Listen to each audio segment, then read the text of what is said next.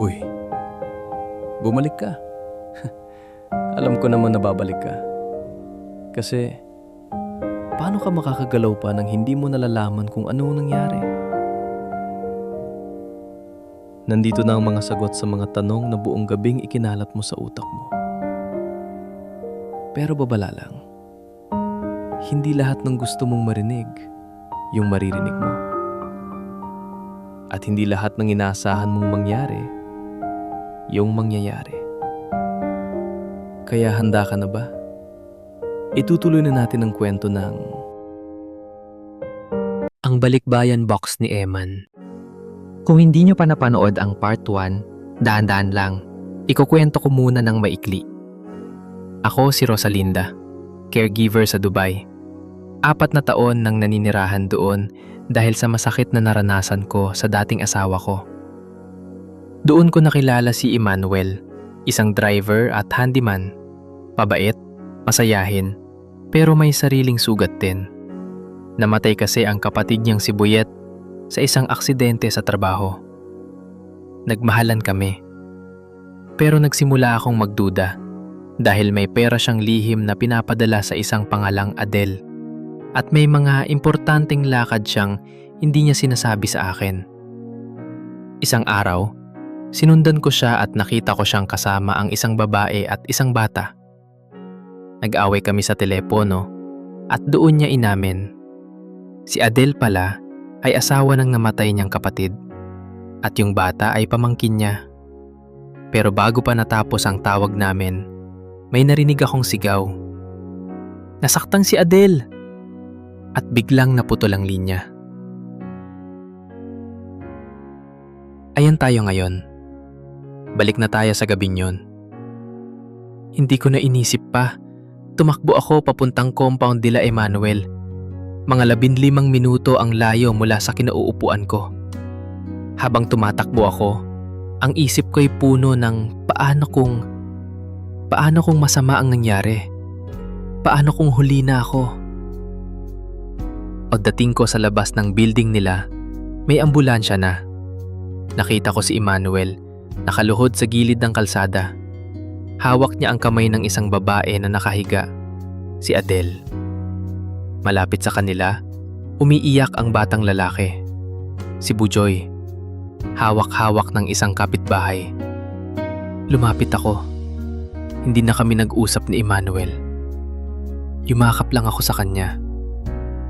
Dahil anuman ang mga hindi pa na ipapaliwanag, alam kong kailangan niya ako sa oras na yon. Nalaman ko kinabukasan sa ospital ang buong kwento. Si Adel pala, matagal nang may sakit sa puso. Congenital daw, mula pa ng bata. Pinagtitiyagaan lang niya kasi wala siyang pambayad ng regular check-up. Nagkaroon siya ng matinding chest pain ng gabing yon habang kausap ako ni Emmanuel sa phone. Kaya bigla na lang natigil ang tawag namin. At doon ko na-gets lahat. Yung pera na palihim na pinapadala ni Emmanuel, yun pala ay para sa gamot at check-up ni Adel. Yung mga importanteng lakad niya, yun pala ay pagsama kay Adel sa doktor o pagbabantay sa pamangkin niya kapag kailangan. Ang lahat ng lihim niya, hindi para sa ibang babae. Para yon sa pangako niya sa kapatid niyang si Buyet bago to namatay. Aalagaan ko sina Adel at ang anak niyo. Pangako. At ako mga kaibigan, akusahan ko siya. Sinundan ko siya parang kriminal. Hinusgahan ko siya nang hindi ko man lang binigyan ng pagkakataong at paliwanag. Nahiya ako sa sarili ko. Pero mas malaki pa saya. Natakot ako na baka masira ko na yung pinakamagandang bagay na dumating sa buhay ko dahil lang sa sariling takot ko. Kinabukasan, habang naghihintay kami sa ospital, matatag na si Adel. Salamat sa Diyos. Kailangan lang niya ng pahinga at regular na gamot. Umupo kami ni Emmanuel sa labas, sa hardin ng ospital. Tahimik kami sa loob ng matagal. Ako ang unang nagsalita. I'm sorry, Emmanuel. Dapat noon pa, Tinanong na lang kita ng diretso. Sa halip, ako pa yung naging parang detective sa likod mo. Ngumiti siya. Pagod, pero totoo. Ate Rosal, hindi lang ikaw ang may kasalanan. Ako rin. Dapat noon pa, sinabi ko sa iyo ang totoo. Pero natatakot ako. Bakit ka matatakot? Wala namang masama sa pag-aalaga sa pamilya ni Boyet? Kasi tumigil siya. Para bang hinahanap niya ang tamang salita. Kasi natatakot akong isipin mong hindi ako sapat para sa'yo. Alam mo naman, halos lahat ng sweldo ko napupunta sa kanila. Wala akong pambili ng magarbong regalo. Wala akong maipapangako sa'yo na madaling buhay. Ang totoo, Rosal, parte na ng buhay ko sina Adele at Bujoy. Kung tatanggapin mo ako, tatanggapin mo rin sila. Napatingin ako sa kanya. At doon ko naisip, grabe, ang tagal kong natatakot magmahal ulit dahil sa nakaraan ko. Pero ito pala yung klase ng pagmamahal na dapat kong hinahanap sa buong buhay ko. Hindi perpekto, hindi walang problema, pero totoo, tapat at may sakripisyo. Emmanuel, sabi ko, hindi ko kailangan ng magarbong regalo. Ang kailangan ko lang, katotohanan. At tama na yung mga lihim ha. Susunod, sabihin mo agad sa akin kahit ano pa yon. Tumawa siya, umiyak ng bagya, tapos hinawakan niya ang kamay ko. Promise. Pero mga kaibigan, ang buhay, hindi yun tumitigil sa magandang bahagi lang. May isa pang malaking hamon na dumating sa amin makalipas ang ilang buwan.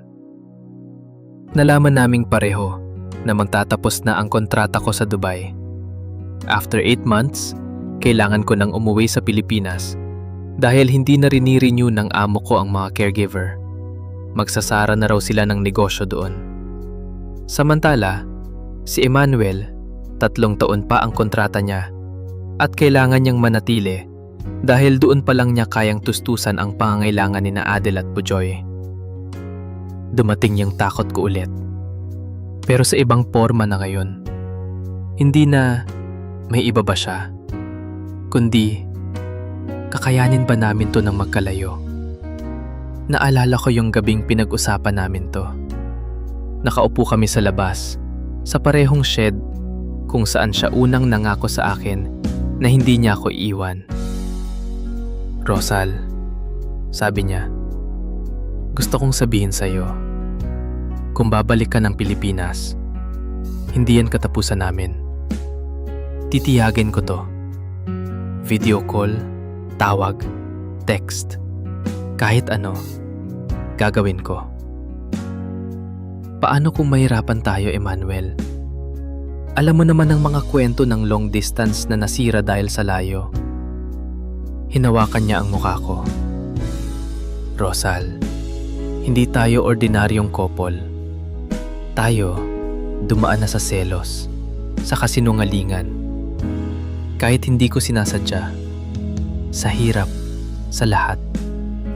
Kung nakaya natin yon, kakayanin din natin to.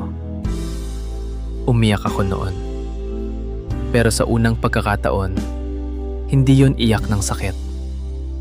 Iyak yon ng pag-asa. Umuwi ako sa Pilipinas makalipas ang 2 buwan. Mahirap yung pagpapaalam. Grabe, umiyak kami pareho sa airport. Tignan mo naman, 2 matatanda umiiyak sa gitna ng maraming tao. Pero alam naming pareho na hindi to habang buhay na paalam. Panandalian lang. Sa loob ng 2 taon, nagpatuloy kami. Video call araw-araw, kahit ilang minuto lang. Nag-uusap kami tungkol sa maliliit na bagay. Kumusta ang araw? Anong kinain? Kumusta si Bujoy sa school? Minsan, nag-aaway pa rin kami. Oo, kahit malayo, may away pa rin. Pero laging humihingi kami ng tawad. laging bumabalik sa isa't isa. Nagpadala rin siya ng suporta para kay Adel at Bujoy. At unti-unti, nakapag-ipon din siya para sa pangarap niyang ipangako kay Boyet, yung auto repair shop sa Cavite. Ako naman, gumawa ako ng sarili kong maliit na negosyo. Sari-sari store, gamit ang naipon kong sweldo mula Dubai. Dahan-dahan, binuo namin, magkahiwalay man, ang parehong pangarap. Tapos, isang araw, grabe, hindi ko akalaing mangyayari to.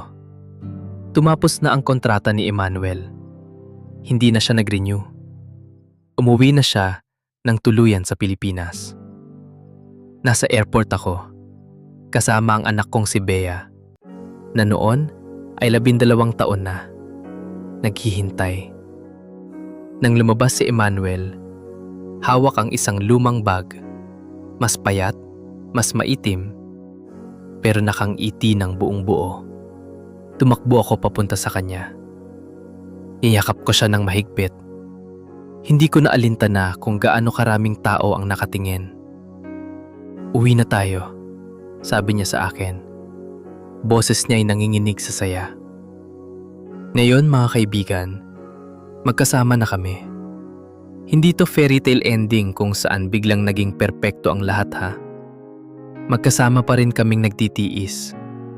Tumutulong pa rin kami kina Adel at Bujoy. Tumutulong pa rin kami sa pamilya namin.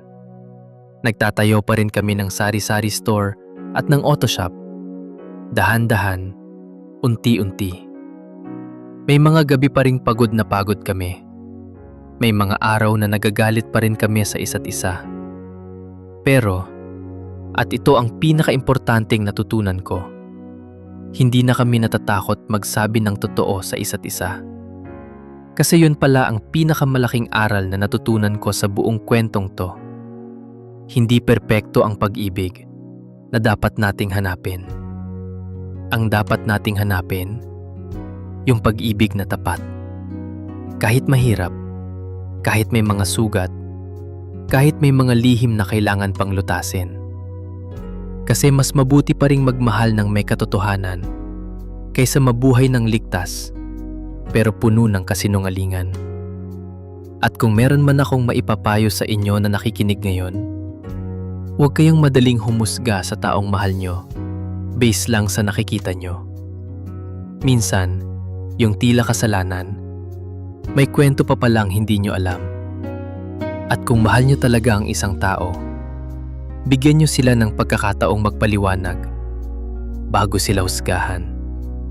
Kasi minsan, ang katotohanan, mas magandang bersyon pala kaysa sa kinatatakutan nating akala.